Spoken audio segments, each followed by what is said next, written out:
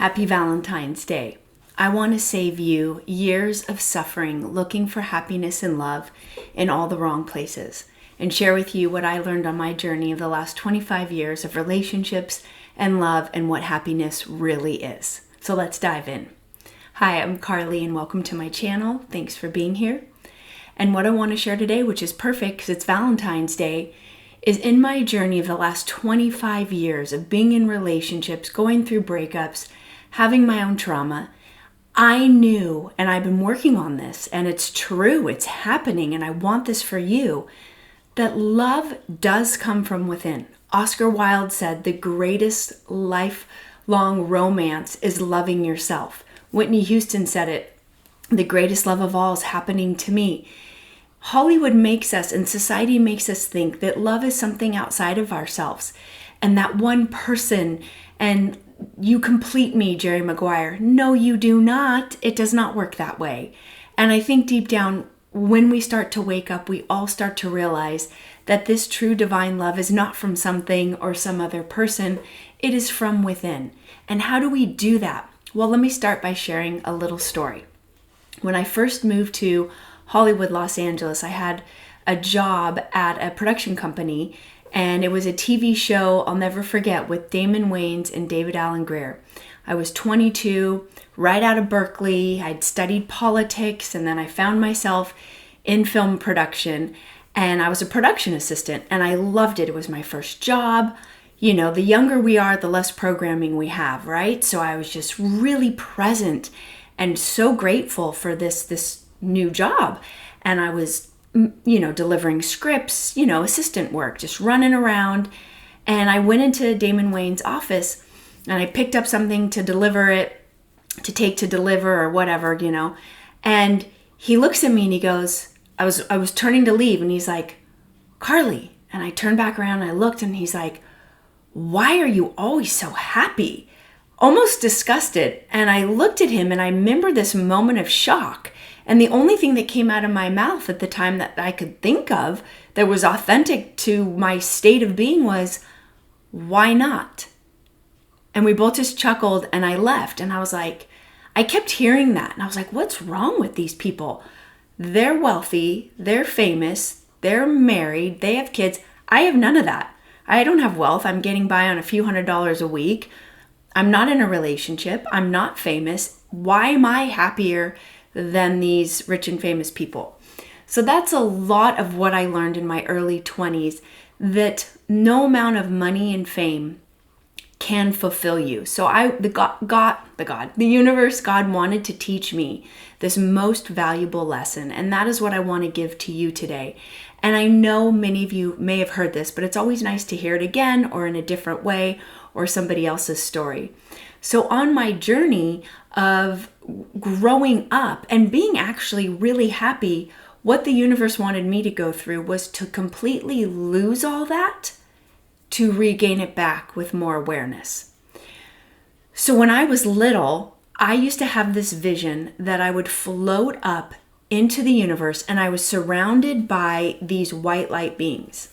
Sometimes I was in the middle of the circle and sometimes I was holding hands with them in a circle and we were looking down on earth and just sending love, and it was beautiful, it was peaceful, it was my happy place. And as I grew, I learned to meditate when I was 12 or 13.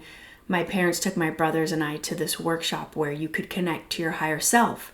And I remember thinking, oh, this is really nice. I like connecting to something greater than myself. This feels good.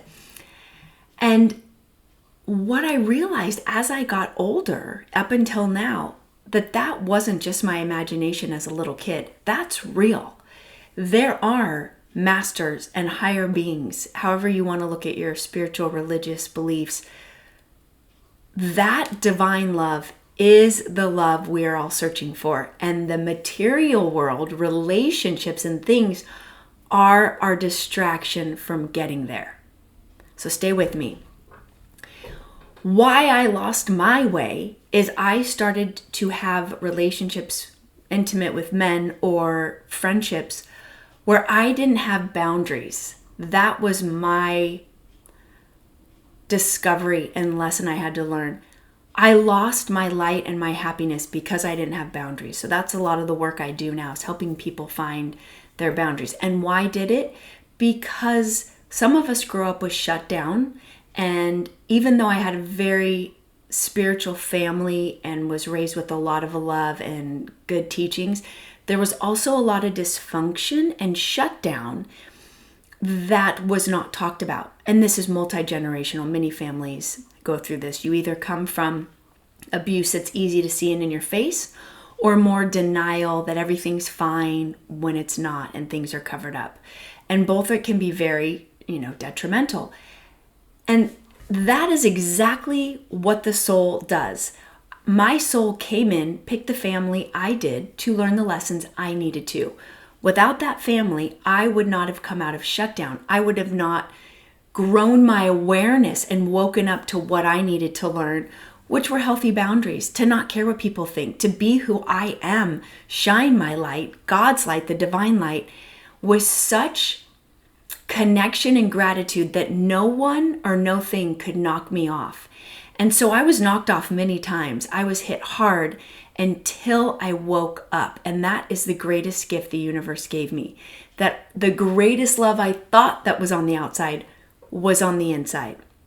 And so if you are struggling, or you've gotten hit hard by life, relationships, or the family you grew up in, I know it is so hard and it hurts so bad, and I still work through this. It is your greatest gift, because right underneath that dark layer of terror and fear is your divine light ready to shine, and you will know what that looks like. But first we have to peel away those layers and learn those lessons. So back to when I was in Hollywood, that's when I found myself really starting to lose my light. I was told how bright my light was, but then I lost it because I let too many people walk on me.